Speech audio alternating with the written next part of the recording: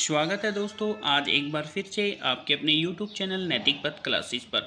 दोस्तों, थंबनेल में जो हमने टॉपिक लिया है सीपीएलओज और एलसी के सवालों का जवाब, क्योंकि हमने कई सारी वीडियोस बना रखी हैं, उनमें काफ़ी सारे दोस्तों के मैसेज आए हुए हैं, तो जो हाईलाइटेड कमेंट हैं वही हमने इसमें लिए हैं और उन सवालों का जवाब देने की कोशिश की है। सभी एलसी की सरकार से क्या प्रार्थना है वो हम इस वीडियो में जानेंगे, और सभी बच्चे असमंजस की स्थिति में क्यों हैं वो भी हम डिटेल में जानेंगे। तो आइए स्टार्ट करते हैं। सभी ने निवेदन है कि मानव संसाधन सूचना विभाग के द्वारा यानी कि creed citizen resource information department के द्वारा लोकल पंचायत ऑपरेटर भर्ती के माध्यम से 2 एग्जाम लिए गए और श्रीमान जी उन एग्जाम को क्लियर करने के बाद हमें बिना किसी सूचना के अटल सेवा केंद्र और लोकल ऑपरेटर कमेटी में बांट दिया गया, परंतु अटल सेवा ऑपरेटर को प्रतिमाह 6,000 रुपये विभाग के माध्यम से और मानदेय उपलब्ध कराया गया जो लिखित माध्यम से है, परंतु लोकल ऑपरेटर एलसी को किसी प्रकार का कोई भी मानदेय उपलब्ध नहीं है। श्रीमान जी, हम सभी लोकल कमेटी ऑपरेटर्स प्रार्थना करते हैं कि कृपया इस विषय पर ध्यान दें और उनके परिवार की आपसे आशा की उम्मीद रखते हैं। श्रीमान जी, क्रेड के माध्यम से हमारा सीपीएल एग्जाम 2 चरणों में संपन्न हुआ, परंतु लोकल ऑपरेटर किसी प्रकार का मानदेय और बैठने की जगह उपलब्ध की कोई जानकारी हमें नहीं हो पाई है। तो सरकार से हमारी प्रार्थना है कि आपने क्रिड का एक एग्ज़ाम लिया, फिर उसको 2 ग्रुप में हमें बांट दिया और 2 ग्रुप में आस्क और एलसीज में आस्क तक का तो आपने 6,000 रुपये प्लस कमीशन प्लस अगर और भी अदर डिपार्टमेंट से काम होगा तो उसका भी पारिश्रमिक दिया जाएगा, लेकिन एससी के ऑफर लेटर में ऐसा कुछ भी मेंशन नहीं है। उनको बोला गया है कि आपको वेरिफिकेशन का जो आपका ट्रांजैक्शन होगा वो आपको मिलेगा, बट आस्क के ऑफर लेटर में ये सभी चीज़ें दी गई हैं कि आपको बीडीपीओ की तरफ से 6,000 प्लस आपको कमीशन मिलेगा, प्लस अगर आपका तो डिपार्टमेंट अगर काम करवाएगा या परिवार पहचान पत्र की वेरिफिकेशन या अपडेशन कुछ भी होगा तो उसका कमीशन आपको मिलेगा, बट एलसीज के साथ ऐसा कुछ भी नहीं है। तो सरकार से हम जानना चाहते हैं कि जब आपने अगर एक एग्ज़ाम लिया है तो आपने उसमें डिफरेंस आस्क और एलसीज में क्यों किया, बट कि हमने जो एग्ज़ाम है वो एक दिया है।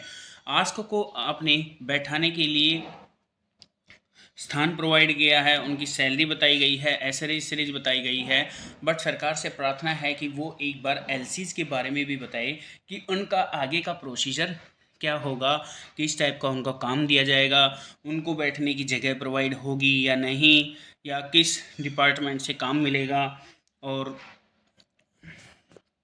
क्या क्या हमारे काम रहेंगे। यह आप सरकार से रिक्वेस्ट है कि हमें बताने का कष्ट करें। अब दोस्तों जान लेते हैं जो कमेंट्स हमें प्राप्त हुए हैं वो क्या हैं, उनके भी रिप्लाई हम कोशिश करेंगे देने की।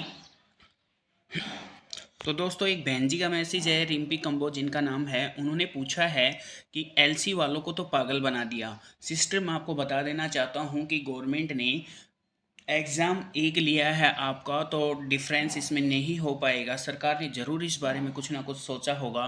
तो इससे रिलेटेड अभी हम जो असमंजस की स्थिति में थे, अभी हमें 3-4 दिन पहले जो नोटिस 9 तारीख को हमें प्राप्त हुआ है उसमें लिखा गया है कि आपको बैठने की जो सुविधा, कंप्यूटर, लैपटॉप वगैरह सब कुछ दिया जाएगा, बट आपका भी सोचा हुआ है, एलसी वालों का भी ऐसा नहीं है।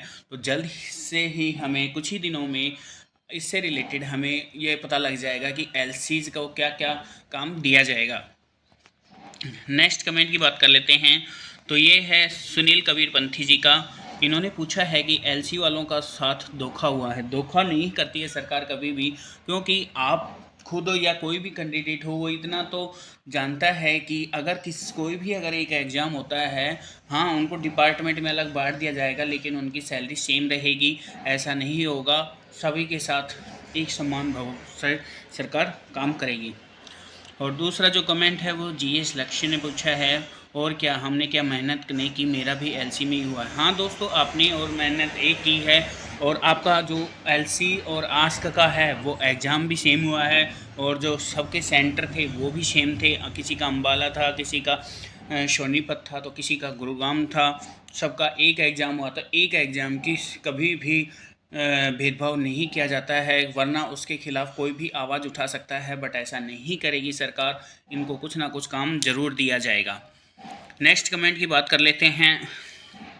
पूजा रानी जी पूछ रहे हैं, ये सिस्टर पूछ रही हैं, मेरे डॉक्यूमेंट बीडीपीओ के पास सबमिट हो गए थे 1 अप्रैल को, बट अभी तक ना ग्रुप में ऐड किया गया है और ना ही ईडीसी ऑफिस में डॉक्यूमेंट सबमिट हुए हैं। पीपी की फैमिली आईडी वेरिफिकेशन का काम भी। तो मैं बहन जी आपको बता देना चाहता हूँ कि आप एक बार इससे के से जो वहाँ पे आपके जो नज़दीकी जेड क्रीम है आपके ब्लॉक का, उनसे आप मिलिए, उनको बोलिए कि मैं अपने डॉक्यूमेंट्स है वो एडीसी में सबमिट करवा दिए हैं, बट मेरे को ना तो अभी तक ग्रुप में ऐड किया गया है, क्योंकि मेरा भी एलसी में ही हुआ है, मेरा भी ऐड नहीं हुआ था, ना तो ग्रुप में ना मेरी आईडी क्रिएट हुई थी। तो मैं कुछ दिन वेट करके उनके पास गया, मैंने जेड क्रीम को अपनी समस्या बताई। समस्या बताने के बाद उन्होंने, उनका स्वभाव, बात करने का तरीका और बहुत ही अच्छा लगा मेरे को जेड क्रीम का। उन्होंने जाते ही मेरे दो से पहले दो कैंडिडेट खड़े हुए थे, उनका काम करने के बाद फिर मेरा जब नंबर आया तो मेरे से अपने जो डेटा थे वो लेकर, और एक फ़ाइल उन्होंने जो मैंने एडीसी में सबमिट करवाए थे वो सारे डॉक्यूमेंट्स उन्होंने लिए और मेरी आईडी क्रिएट की, कैंप आईडी, ये सब क्रिएट किए। बोला जब भी आपके लिए कोई काम होगा तो आपको कॉल के द्वारा बुला लिया जाएगा। नेक्स्ट कमेंट की बात करते हैं हम। तो ये है सरनी देवी जी का, इन्होंने पूछा है, इस सिस्टर ने पूछा है कि गुड मॉर्निंग सर, मैंने ये फॉर्म तो फिल किया है, जब फीस भरी तो पैसे अकाउंट से कट गए पर फॉर्म पूरा नहीं हुआ है, प्लीज़ सर जी कोई सॉल्यूशन बताएं कि अब मैं क्या करूं। सिस्टर मैं आपको बता देना चाहता हूं कि एक क्रेडिट का हेल्पलाइन नंबर होता है, आप उनसे एक बार कॉल कीजिए और आप अपने ट्रांजैक्शन आईडी आपको मिली होगी अगर आपकी पेमेंट कटी है तो आप उनसे एक बार डिस्कस कर लीजिए वो क्या बोलते हैं, और फिर उनके बोलने के बाद जो वो डिसीजन दें आप एक बार फिर बैंक से डिटेल कर लीजिए, कंसर्न कर लीजिए कि हाँ आपके इससे रिलेटेड पैसा कट गया है। आपका इसका सॉल्यूशन ज़रूर होगा, आप हेल्पलाइन पे एक बार कॉल कीजिएगा। फिर नेक्स्ट है, ये है बी के विद मोटिवेशन। इन्होंने पूछा है कि 6,000 में क्या करोगे, कमीशन पहले वालों का तो आज तक नहीं आया है। तो दोस्तों मैं इन इन ब्रोदर को मैं बता देना चाहता हूँ कि 6,000 स्टार्टिंग हो सकता है आपका। तो मैं बता देना चाहता हूँ जब स्टार्टिंग में 90 डेज़ के लिए हरियाणा में जब लेक्चरर हुए थे तो वो सिर्फ 90 डेज़ के लिए लिए गए थे, बाद में वो पक्के भी हो गए हैं। और मैं बता देना चाहता हूँ कि हरियाणा में कई डिपार्टमेंट्स ऐसे हैं, जैसे मान लो स्कूल ही है उसमें पीएन को अगर लगाया गया था तो उसको अगर 10 साल या इससे ऊपर हो गए हैं तो आपके नज़दीक में कोई ना कोई ऐसा ज़रूर होगा जो पक्का हो चुका है, ऐसा नहीं है। आपकी जो सैलरी है वो ज़रूर बढ़ेगी। आपने देखा होगा कि जो राजस्थान में है वो पंचायत सहायक के नाम से लगाए गए थे, उनका 1 महीने का जो वेतन दिया जा रहा था 7,000 के अप्रोक्स उनको वेतन दिया जा रहा था, लेकिन अब जो उनको वेतन मिल रहा है वो 27,000 के करीब उनको वेतन मिल रहा है। 22 से 6 तो प्राइवेट कंपनी में जॉब कर लो, कम से कम इंक्रीमेंट तो होगा। मैं बता देना चाहता हूँ इंक्रीमेंट हर जगह होता है, वो चाहे प्राइवेट हो चाहे गवर्नमेंट हो।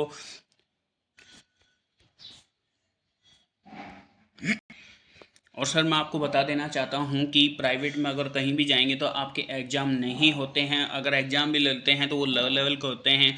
बट जो ये CPLOs का जो एग्ज़ाम हुआ है फर्स्ट लेवल में इसको क्वालिफाई किया गया था 40%, बट सेकंड लेवल में आपको पता है कि नेगेटिव मार्किंग थे। अगर आप किसी भी प्राइवेट में जॉब में जाएंगे तो वहाँ नेगेटिव मार्किंग नहीं होती है। तो ये एक बेनिफिट है कि आपने 2 एग्ज़ाम दिए हैं प्लस नेगेटिव मार्किंग दी है। हरियाणा का कोई भी ऐसा एग्ज़ाम नहीं है जिसमें नेगेटिव मार्किंग हो, चाहे वो HSSC के द्वारा कोई भी एग्ज़ाम लिया हो या स्टेट का एग्ज़ाम लिया हो, किसी में भी नेगेटिव मार्किंग नहीं है। बट आपका ये प्लस पॉइंट है कि इस एग्ज़ाम में आपका आपका नेगेटिव मार्किंग लिया गया था, तो सरकार ने इसके खिलाफ कुछ ना कुछ ज़रूर सोचा होगा तभी आपका नेगेटिव एग्ज़ाम लिया था। प्राइवेट है कोई फ़ायदा नहीं है, ये दोस्तों अभी हम नहीं कह सकते कि ये प्राइवेट है या क्या है, ये तो आगे आने वाले समय में ही पता चलेगा। ये सब भविष्य की बात है, तभी पता चलेगा कि किस टाइप की जॉब है।